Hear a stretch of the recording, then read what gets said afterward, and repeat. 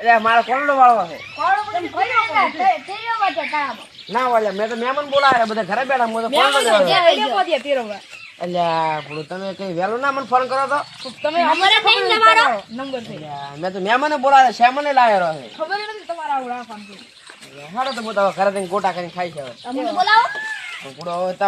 કોઈ હતો નહીં એટલે હું એકલો કરીને ખાઈ છે હવે ના ભાઈ અમારે આપવું પડે ખાવા હેડો તો તમને ખબર આવશે હેડો હેડો હેડો